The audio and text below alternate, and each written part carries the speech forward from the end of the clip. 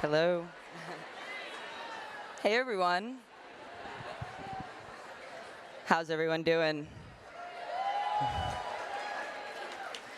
Well, welcome back from snack break. Did everyone get fed and did everyone get some bevies? Yes? Okay. Everyone try Anna's cookies from the Good Batch? They were really good. Okay, just checking in.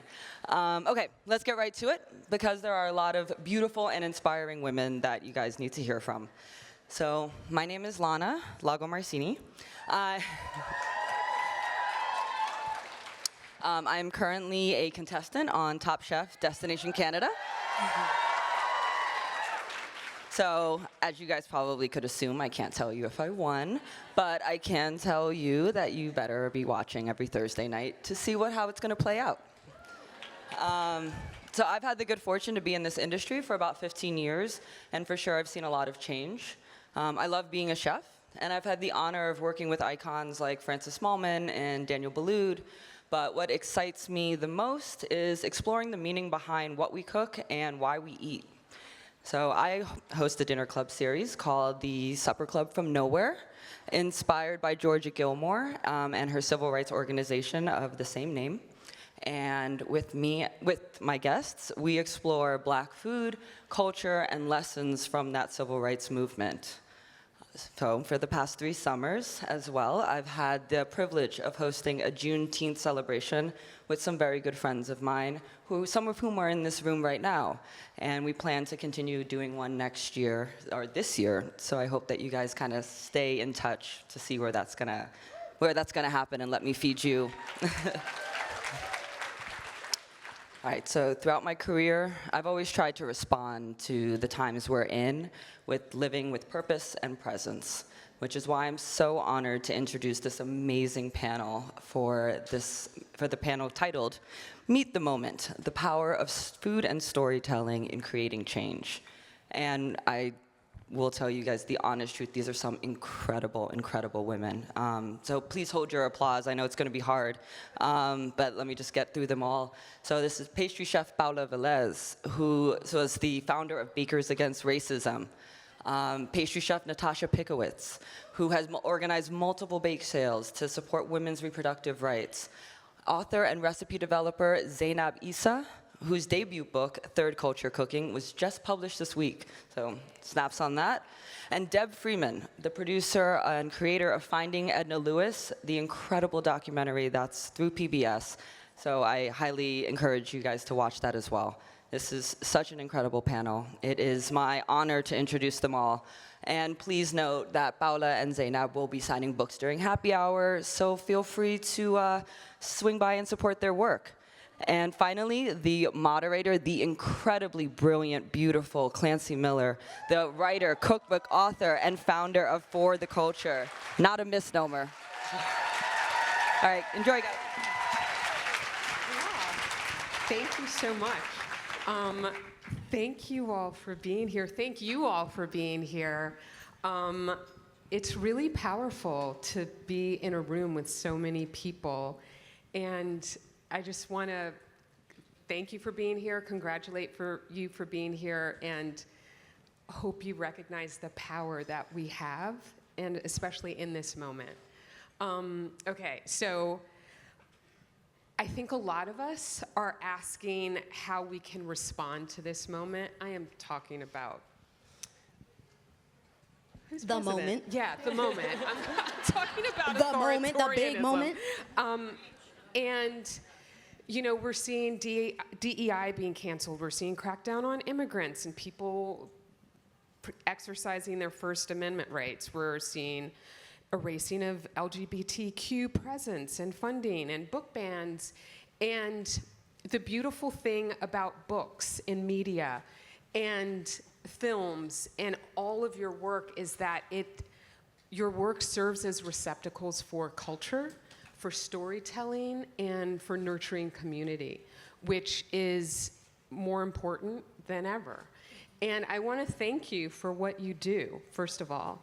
And I want to start off by I'm going to ask you all to talk about what you do and, of course, like how your work meets the moment. But first I want to ask, Zaynab, first of all, congratulations on your you so book much. being out. Everybody go buy it. Third Culture Cooking, Classic Recipes for a New Generation. It's a beautiful book. Thank you. Thank you. And I want to ask you, what is third culture? How do you describe third culture? Third culture is actually a term that was coined in the 1950s to describe the children of immigrants. And the culture that results from combining the culture of your parents with the culture of your place of living. So that notion really helped me find comfort in who I was in my late teenage years. And then as I started aging and like figuring out my own personal cooking style, I was like, wait, it's third culture cooking. Like the way that I cook isn't the way my mom cooks. It's not the way my grandma cooks. It's also not the way that I see everyone else cooking either, because I still want those flavors to show up on my plate. I don't want them gone. And the best way to describe it is just kind of this mishmash of things. It's fusion cooking, but there's so much context behind it. It's not random. And so third culture cooking is the way I cook, and I think the way a lot of people cook when they're trying to represent themselves on the plate. A follow-up question, because we're meeting the moment. Yeah. So for those of you all in the audience who haven't written book proposals, there's congratulations. There's a portion of the book proposal where, you know, after you've summarized your project, what your vision is, you also kind of address why this book and why now. Yeah. And what was your approach for those questions? I think there's a lot of us that are like struggling with finding comfort in our identity, like our true identity, not who we think we should be, but who we really are. And so that combined with cooking for a modern lifestyle, which means like I have like 30 minutes or an hour tops. I can't like spend so much time in the kitchen the way like my grandmother used to be able to, made me feel like I was meeting people where they were at, looking for these flavors, representing themselves in the kitchen, but also like a busy lifestyle is like the way of the world now. And so making sure the recipes were practical but still reflected that ethos of like intention in the kitchen, I think was super important. And then also just like being fearlessly yourself right now is more important than ever. You can't like pretend to be someone you're not, otherwise you will get erased. You know, so I feel like that ended up being something that I didn't expect, but I'm so glad that like the book reflects who I really am, especially right now. I'm so grateful, like 1,000%. Okay, so switching gears, I'm so excited, so many fun stories. Natasha, I first became a fan of yours when you were organizing the bake sales to support Planned Parenthood. And this was in the first round of the administration. And I wanted to know what stirred you to action? Yeah, hi everybody. So happy to be here. Yeah, I mean, it really was that,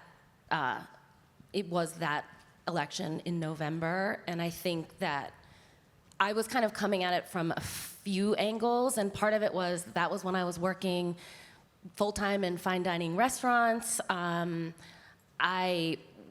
was like the context that I had for organizing, and also I had this perspective of like, I didn't feel like I had a lot of resources available to me, like a lot of energy of people around me who would help me do something, and I felt like kind of disconnected from who I felt like my peers were in the industry, like other pastry chefs and bakers, and it felt like we were all in our own little worlds, but there weren't a lot of chances to like celebrate the work that we were doing and celebrate each other and kind of come together. So I think I was really interested in how can I create a community event that has a fundraising aspect for something that I believed in, that wasn't the like big fancy galas that I was used to having to cook at as part of my job, where like if you wanted to attend, you know, the ticket to be at the table was $10,000 or whatever. Like those were not events anybody I knew could go to, and I was like, I want to do something where you can come, there's no ticket to enter, you can come walk around, bring your family. Like I wanted it to feel like you didn't have to spend money if you didn't want to, but it could feel like a way for people to kind of come together. And I didn't really like have a model or an example of what to base that on. Like there was not like I wasn't aware of anybody at the time that was producing events like that. And so I think that was back in 2017, which is wild. But over the years, I've just been able to build on that knowledge. And part of building on that knowledge is also now being able to like share that knowledge and be like, actually what feels more profound to me now is not even necessarily like producing a bake sale myself, but being able to see how many people in other places, in other communities, feel motivated to do that themselves, you know? And I think, like, you know, Paola and I talk about this all the time, and I think that is like a really big takeaway of like, it's not just about me throwing this event too, it's also just about like, maybe it's like setting that example and hearing from other folks, like what they wanna, how they wanna make it their own. Paola, I think you also are like, you too, I'm addressing you because I feel like you dovetail each other really nicely in terms of Bakers Against Racism. Does everybody know Bakers Against Racism, I hope? For me, when you first coined and established Bakers Against Racism, it made me think of, and Lana, I'm so glad she mentioned Georgia Gilmore's Club from Nowhere, which helped to fund, you could call it a bake sale. It helped to fund one of the most powerful bake sales of all time, which helped to fund the Montgomery bus boycott, which lasted for a year in Montgomery, Alabama, so that people could boycott successfully and not have to take buses, and people could pay for cars and et cetera. And I'm saying this because who knows if, you know, we need to keep these moments of history alive. And I loved that you created Bakers Against Racism, and I wanted to know if you can talk about, like, how did you approach that, and how do you keep it going, and how does it affect your activism now? So I would say that for me, activism is not this big to-do, right? I don't view activism as like, I'm an activist, and then you put it on your bio, you know? You should be doing this because you should love other people and view them as human beings and want them to live, period. Amen. You know? So for me, when I was a young adult, you know, maybe like 19, 20, I would be at Lorimer on the L, baking, you know, with a little folding table, trying to sell enough baked goods for young women in this food program that I was a part of in Bushwick, for these women, these young ladies who were transitioning into being women that needed feminine hygiene products, right? So for me, like, bake sales were never like, a bake sale, right? It was just like, I know how to bake and I'm broke. You know? And this is how I can contribute to society, not because I want to be known for doing good, but because we must do good. You know, I'm a child of growing up in the Bronx, right, of the inner city school system here in New York City. When the school programs, after school programs were defunded, we had nowhere to go. So when I became an adult and it was my turn to look at these young ladies and say, you actually have purpose. You don't have to succumb to being beholden to what society is telling you you're going to be bound to. We are, yes, children of the inner city, right? Like, you are in Brooklyn, I was from the Bronx, but we can surpass any expectation and limitations and boundaries that society wants to place on us, right? So when I look at what I do now with Bakers Against Racism, right, it's still a lot of silent work. Right? I don't need to publicize it. I want you guys to know what I'm doing, but sometimes it's better for us to work in silence, right? We are one body, and many of us have to do things in silence in order for us to be able to gather in this room, for us to have rights, right? Now more than ever, we might not be able to vote soon without a husband. You know what I mean? Without having all of our documentation, some of us can't afford $185 for a passport, you know? Mm-hmm. So what we do with Bakers Against Racism, right? It was giving you guys the tools to be able to use your own bodies, making that choice, and going out there and meeting the needs of the people. The supply and demand chain starts with you and ends with you. You know what I mean? So you can do this. I'm still doing it. I fundraise, I just did a fundraiser for children with autism, right? I continuously do fundraisers, right? I fundraise for the restaurant industry, a lot of work with Southern Smoke, right? But those are the things that we do in silence, right? A lot of us, we're so confused by what we see on social media, right? Let us entertain you on social media and then do the work behind the scenes. Absolutely. Yay. In terms of storytelling, first of all, everybody watch Finding Edna Lewis. I am so excited for this work. Yeah, thank you for making it. I want to know, so like I think Edna Lewis we live in an era of multi-hyphenates, and I think Edna Lewis is one of the original multi-hyphenates in terms of her career.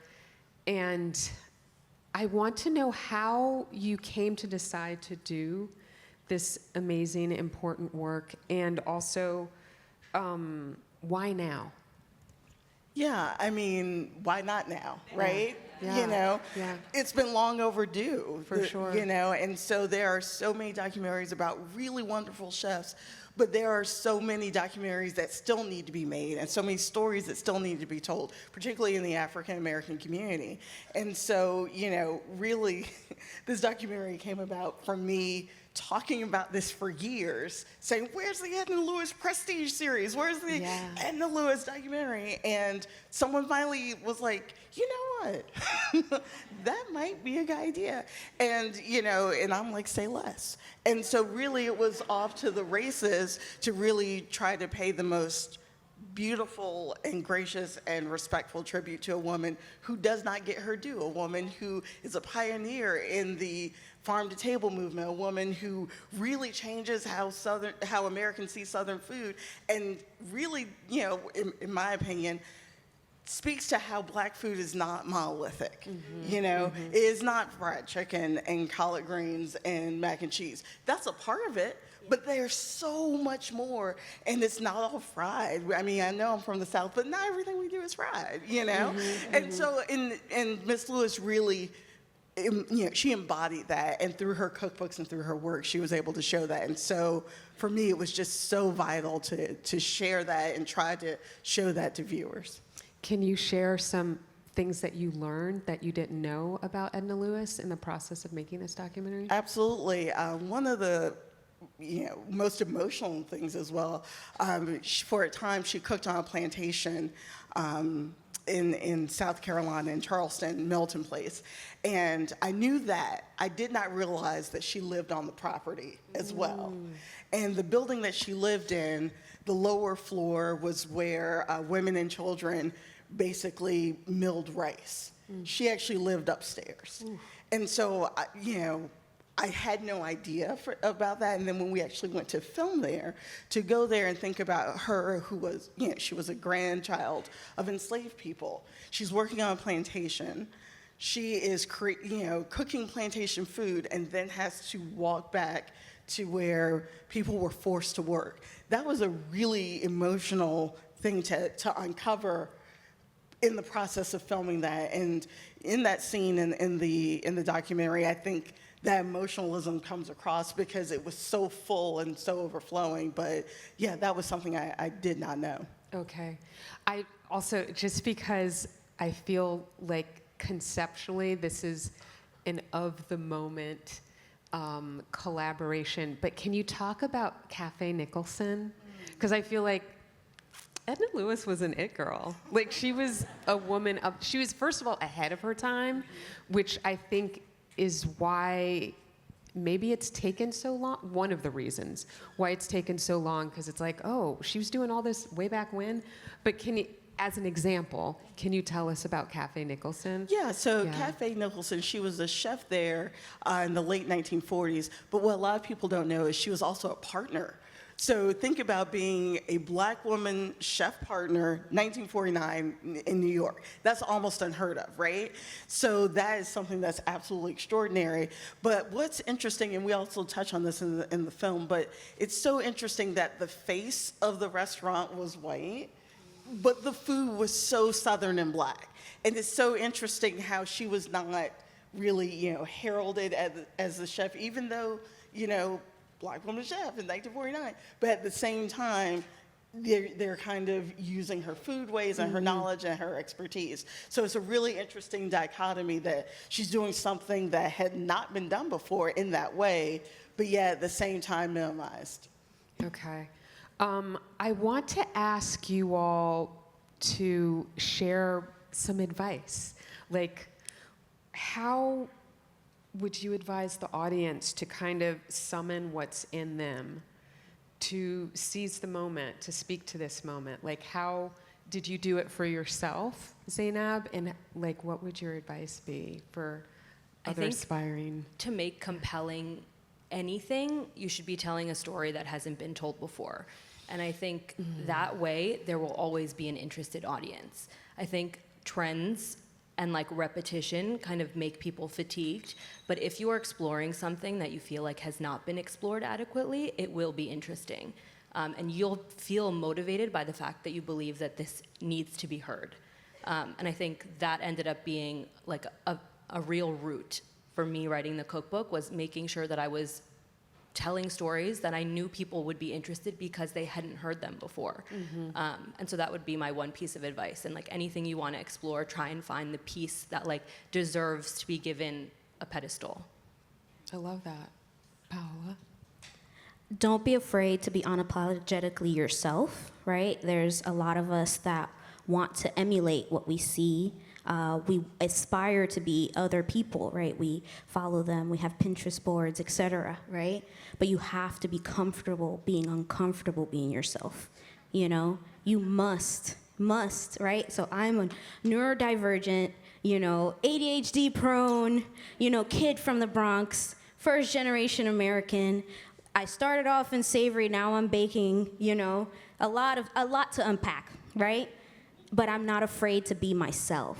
And I encourage every single person here to find peace with who you are first, and then start tackling the story you want to tell. Because once you're rooted in your core values and yourself, there's nothing that you can say that will shake you to your core. Nobody that can challenge you, nobody that can tweet you, subtweet you, it doesn't matter. Because you know who you are, and you know what your purpose is in this world and your life, So I hope that you can really take courage to be yourself. After, especially, like Zaynab said, especially now, and for the next 4 years, baby, we need to be ourselves. We need to be unapologetically us, no matter who's looking, who's watching. If people like it, follow it, it doesn't matter. Be yourself and love yourself. Agreed. Yay. Yes. Okay, yes, we're just going to go around the circle. Yeah, I think honesty. Okay. Yeah, and that's kind of piggybacking on what both of you guys said, is if you are being honest to the work, if you are being honest to the subject matter, then it's going to resonate, right? Because you're not hiding from something that might be uncomfortable. You're not, making yourself lesser in order to, make something a little more palatable. The truth is the truth, right? And so you have to just be comfortable with being honest and, and stand in that. I think that's so important. Okay. Natasha?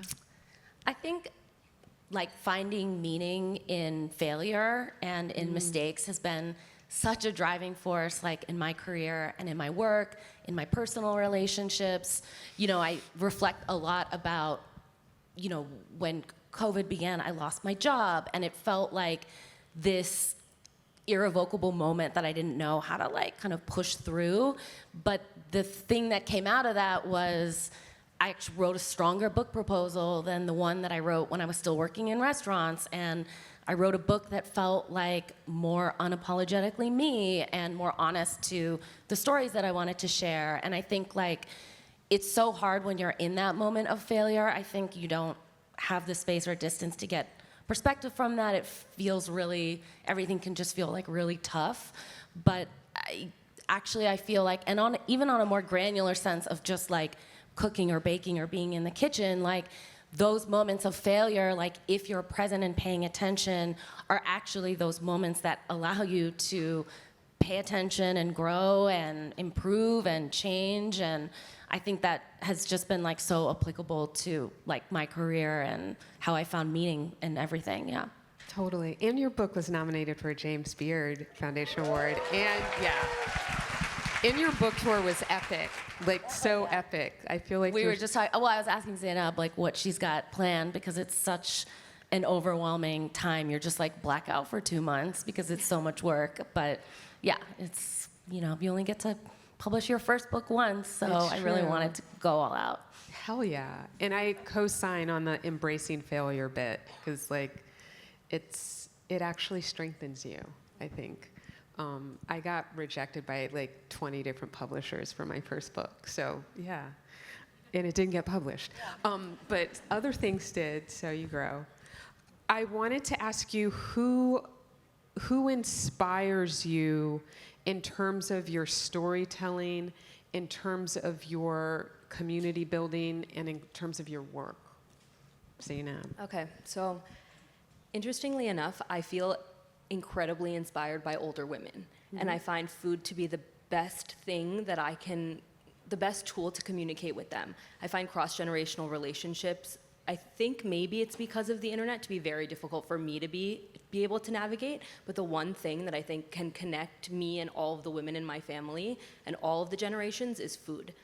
And so I feel like I'm constantly looking to them to be able to learn and also to unpack my own interests, you know, like they have a world, a whole lifetime of information that they want to share. And if you pay attention, you can learn so much from them. And it's very unfiltered. You know what I mean? There's so many gems in everything that they're saying. Even if you like are paying attention passively, I find it so that those relationships inspire me the most and they ground me the most because I feel like these women have seen life. The amount of privilege that I have growing up here and like the way that they've migrated. My grandma's lived in like 3 different continents, 7 different cities, found a way to make home in all of that.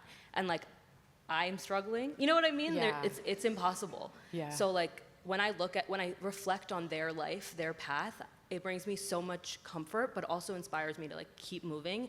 And that's why I constantly am like reflecting on all of the things they've done throughout their life. And that brings a lot of meaning to my work for sure. Totally.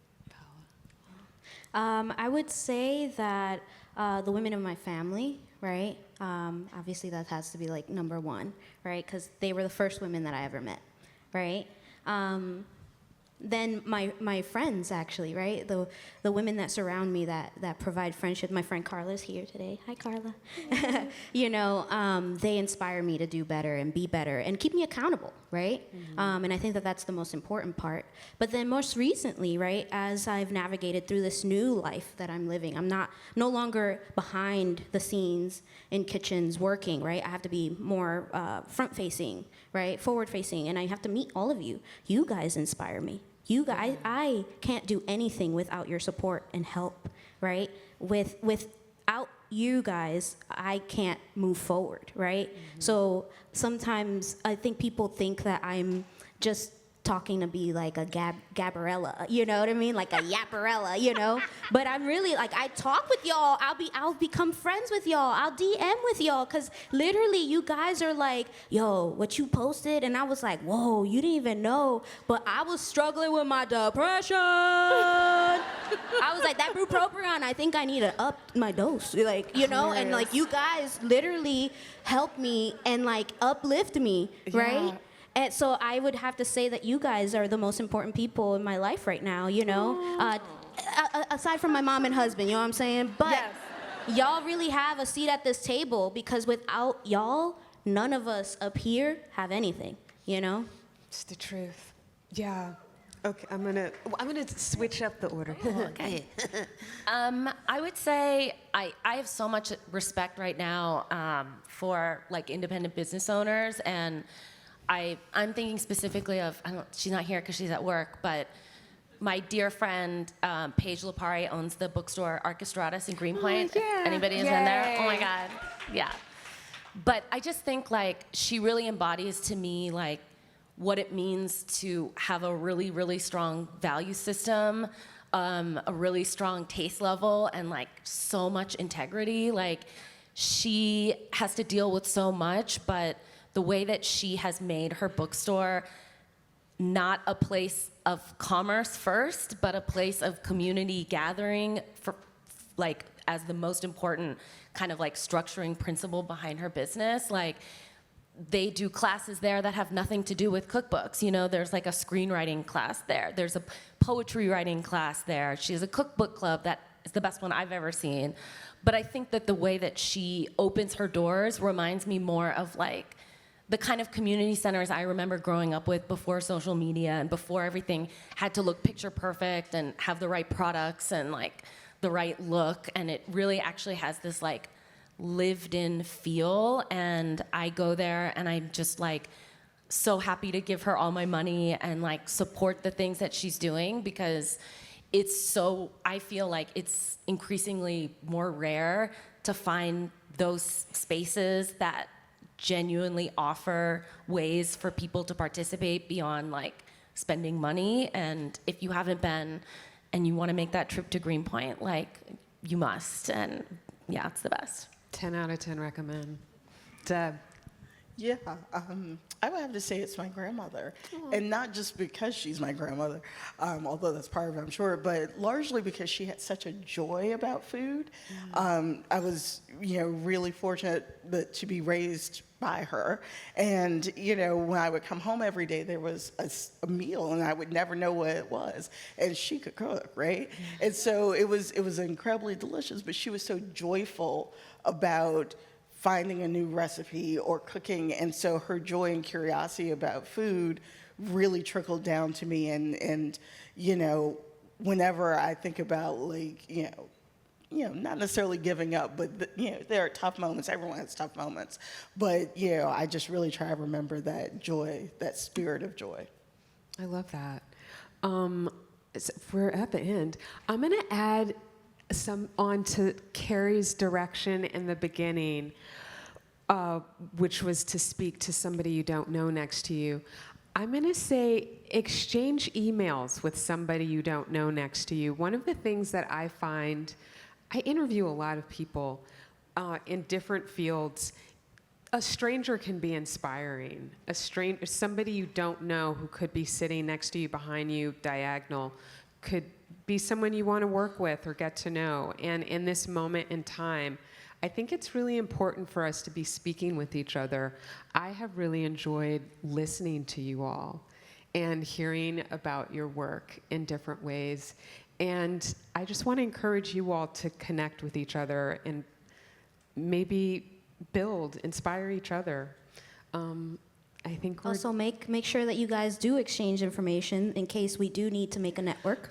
Listen, we might need a bailout fund. Hello. This might be the last time that we're on this stage For real. like this. Yeah. So I wish I was joking and this was a little hee hee ha ha. We're not playing. But through comedy, let us rejoice and be glad, but also exchange some numbers, girls, because we might need to call you. You know.